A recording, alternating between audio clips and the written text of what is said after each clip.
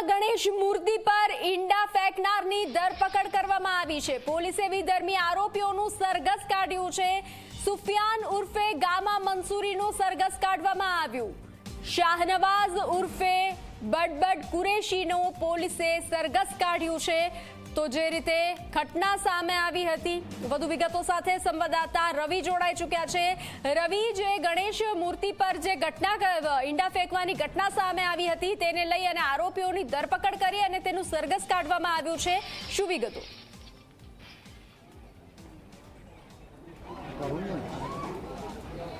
બિલકુલ બંસી, વાત કરવામાં આવે તો હું તમને સીધા જ દ્રશ્યો બતાડીશ કે જે રીતના ગણેશજીની મૂર્તિ પર જેને ઈંડા ફેંકીને વડોદરાની શાંતિમાં પલીતો ચાપવાની કોશિશ કરી તેવા બે જે શખ્સો જે છે તમને હાથ જોડેલા જોવા મળી રહ્યા છે।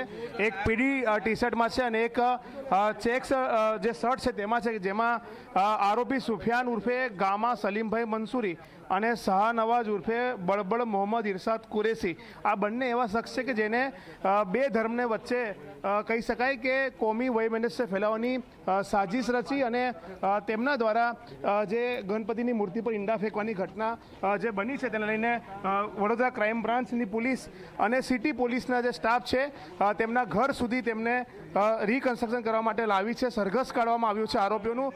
બંને આરોપીઓના દોરડાથી હાથ બાંધવામાં આવ્યા છે।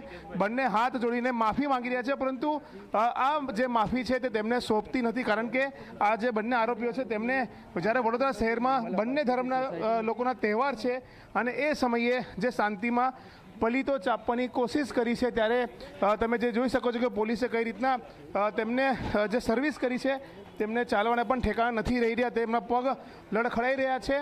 તે દ્રશ્યો પણ હું તમને બતાવવાની કોશિશ કરીશ। લોકો માંગ કરી રહ્યા છે કે આવા જે શખ્સો છે, આવા જે આરોપીઓ છે તેમની સામે કડકમાં કડક કાર્યવાહી થવી જોઈએ। જોઈ શકો છો કે લોકો કઈ રીતના જોઈ રહ્યા છે, આજુબાજુના જે લોકો જે આરોપીઓનું રિકન્સ્ટ્રક્શન કરવામાં આવી રહ્યું છે, સરઘસ કાઢવામાં આવ્યું છે અને તેને લઈને અહીંયા આખો જે નજારો છે તે આ પાણીગેટ વિસ્તાર છે કે જે પાણીગેટ ગેટથી માંડવી ગેટ તરફ જ્યારે માંજલપુરના નિર્મલ યુવક મંડળના ગણેશજીની પ્રતિમા તેઓ પોતાના મંડળ સુધી લઈ જઈ રહ્યા હતા રાત્રે, તે સમયે આ બંને શખ્સોએ તેના પર ઈંડા ફેંક્યા। તેમની સાથે એક કાયદાના સંઘર્ષમાં આવેલો જે યુવક છે, સગીર છે, તે પણ જે પોલીસે તેને ઝડપી પાડ્યો છે અને હજુ પોલીસ દ્વારા CCTV footages, human sources, technical સોર્સિસના આધારે જે અન્ય લોકો છે કે કેમ તે દિશામાં પણ કાર્યવાહી ચાલુ છે। હાલમાં જે રીતના તમે જે આ બંને શખ્સોને જોઈ રહ્યા છો, આ બંને શખ્સો એવા છે કે જેને વડોદરા આટલા ઘણા સમયથી શાંત શહેર તરીકે તેની ઓળખ બની છે। આખા દેશમાં આખા વડોદરા બીજા નંબરનું સૌથી સુરક્ષિત શહેર જાહેર થયું છે, ત્યારે ક્યાંક ને ક્યાંક આ બંને શખ્સોના કારણે બે જે સમુદાયના લોકો છે તેમની વચ્ચે કોમનસ્ય ફેલાય, બંને વચ્ચે ક્યાંક ને ક્યાંક સંઘર્ષ થાય તે પ્રકારની સાજિશ તેમના દ્વારા રચવામાં આવી અને તે સાજિશને પગલે અહીંયા પોલીસ દ્વારા અત્યારે બંનેને તેમના ઘર સુધી લાવીને, ઘટના સ્થળથી ઘર સુધી લાવીને તેમનું સરઘસ કાઢવામાં આવ્યું, તેમનું રિકન્સ્ટ્રક્શન કરવામાં આવ્યું। તેમની પૂછપરછમાં તેમને કઈ રીતના ઈંડા ક્યાંથી લીધા, તેમને શું પ્લાનિંગ કર્યું, તેમના પ્લાનિંગમાં કોણ કોણ સામેલ હતા, તે તમામ વિગતો અત્યારે તેમની પાસેથી પૂછવામાં આવી રહી છે। આપ જોઈ શકો છો કઈ રીતના પોલીસના જે એક જવાન છે તે સતત તેમની પાસેથી પૂછતાછ કરીને નોટ ડાઉન કરી રહ્યા છે, કારણ કે આ તમામ પુરાવાઓ એકત્રિત કરવા ખૂબ જરૂરી છે અને પોલીસ દ્વારા ગણેશ મંડળની ફરિયાદના આધારે ધાર્મિક લાગણી દુભાવવાનું અને કોમી વૈમનસ્ય ફેલાવવાનો જે ફરિયાદ દાખલ કરવામાં આવી છે તેના આધારે અત્યારે ક્રાઇમ બ્રાન્ચની ટીમ, સિટી પોલીસની ટીમ અહીંયા જે છે તે આરોપીઓને સાથે રાખીને ઘટનાનું રિકન્સ્ટ્રક્શન કરી રહી છે। સાથે જ આરોપીઓને તેમના જ વિસ્તારમાં તેમના ઘર પાસે તેમનો સરઘસ અને વરઘોડો પણ કાઢવામાં આવ્યો છે। જી રવિ, જે રીતે આ ઘટના બની હતી તેને લઈ લોકોમાં પણ આક્રોશનો માહોલ હશે, તો લોકોનું શું કહેવું છે? ખાસ કરીને પોલીસની પણ સારી કાર્યવાહી સામે આવી છે કે કોઈ પણ માહોલ ના બગડે તેને લઈને પોલીસ દ્વારા પણ ધ્યાન રાખવામાં આવ્યું છે?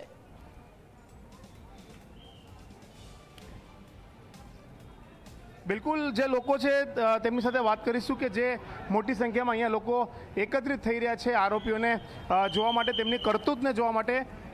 આપણે જે લોકલ લોકો છે અહીંયાના તેમની સાથે વાત કરવાનો પ્રયાસ કરીશું। ભાઈ, શું કહેશો, જે રીતના કોમી વૈમનસ્ય ફેલાય તે પ્રકારનું કૃત્ય બે શખ્સોએ કર્યું છે, કેટલું ખોટું છે? અપમાનજનક કૃત્ય છે ને આને કાયદેસર રીતે જે પગલાં લેવા હોય પોલીસ ખાતાની કામગીરી પર અમારા ફળિયાના બધા લોકો બહુ પોલીસ ખાતાથી ખુશ છે અને આવો ગુનો કરવા અને આવો ગુનો આચરનારના સામે કાયદેસરના પગલાં લેવા જોઈએ અને સમગ્ર મુસ્લિમ સમાજ પોલીસ ખાતાની કામગીરીને બિરદાવે છે. આટલા સમયથી આ વિસ્તાર શાંત છે, તે વિસ્તારને શાંતિને પલીતો ચાપવાની કોશિશ કરવામાં આવી. આ કૃત્ય જે બહુ ખોટું કર્યું છે. આપણે પોલીસ ખાતાને ધન્યવાદ કહીએ છીએ કે આ જે પણ કર્યું છે એમને પકડી લીધા છે.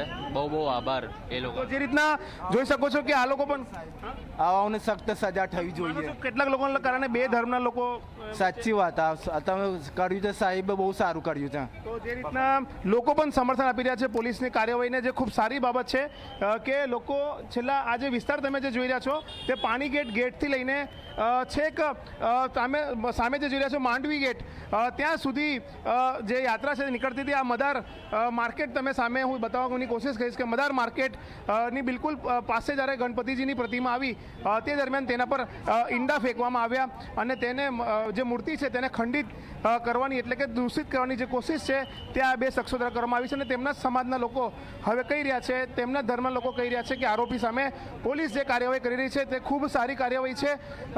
આરોપીઓને કડકમાં કડક સજા મળે તે પ્રકારની માંગણી ખુદ લઘુમતી કોમના જે લોકો છે તેઓ કરી રહ્યા છે.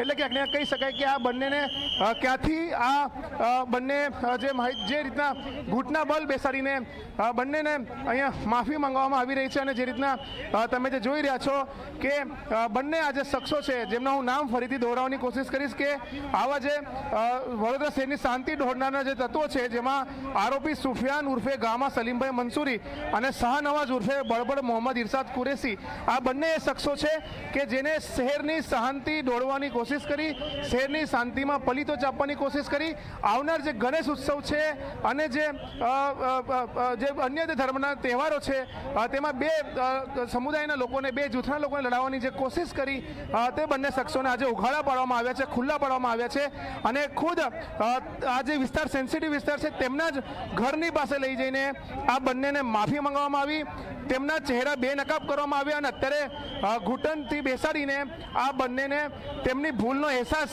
વડોદરા પોલીસ કરી રહી છે. કારણ કે એક સજા એ તો કાયદાકીય પ્રાવધાન છે, પરંતુ એક કહી શકાય કે વ્યક્તિને મેન્ટલી જે તેને કૃત્ય કર્યું છે તે કેટલું ખરાબ કૃત્ય છે તેનો પણ અનુભવ કરાવો, અહેસાસ કરાવવો ખૂબ જરૂરી છે અને તેને લઈને જ બનશી વડોદરાની જાબાઝ પોલીસ, ક્રાઇમ બ્રાન્ચ અને સિટી પોલીસ બંને દ્વારા મળીને આ બંને આરોપીઓને અત્યારે સરઘસ કાઢીને તેમને કહી શકાય કે જે તેમની સર્વિસ પણ કરવામાં આવી છે, તેમના પગના તળિયા જે છે તે ચાલવા લાયક નથી રાખ્યા, તે પ્રકારે તેમણે જે કાર્યવાહી કરી છે જેને વડોદરાવાસીઓ, વડોદરાના એક યુવાન હિન્દુ સંગઠનના લોકો તેને ક્યાંક ને ક્યાંક બિરદાવી રહ્યા છે અને પોલીસ ખાસ કરીને આ જે શખ્સો છે, આરોપીઓ છે તેમાં હજુ પણ તેમની સાથે કોઈ સંડોવાયેલ છે કે કેમ, તેમને કેવી રીતના ષડયંત્ર રચ્યું, તેમને કોને આ ષડયંત્ર રચવા માટે મનોબળ પૂરું પાડ્યું, માર્ગદર્શન આપ્યું, તે તમામ દિશામાં અત્યારે કાર્યવાહી કરી રહી છે, તપાસ કરી છે અને હજુ પણ વધુ આરોપીઓના નામ આ સમગ્ર કેસમાં બહાર આવે તેવી પૂરેપૂરી શક્યતા જોઈન્ટ પોલીસ કમિશનર લીના પાટીલ દ્વારા વ્યક્ત કરવામાં આવી છે. ત્યારે જોઈ રહ્યું કે આગામી સમયમાં બીજા કેટલા આરોપીઓ આ ષડયંત્ર પાછળ બેનકાબ થાય છે. જી બંસી. જી રવિ, જાણકારી સાથે જોડાવા બદલ આભાર. તો વડોદરામાં શાંતિ ડહોળવાનો પ્રયાસ કરવામાં આવ્યો હતો પરંતુ પોલીસની કામગીરીને હાલ લોકો બિરદાવી રહ્યા છે. ત્યારે ગણેશજીની મૂર્તિ પર ઈંડા ફેંકવાની જે કરતૂત કરવામાં આવી હતી તેને લઈ અને આરોપીઓનું સરઘસ કાઢવામાં આવી રહ્યું છે, આરોપીઓને ભાન કરાવવામાં આવી રહ્યું છે.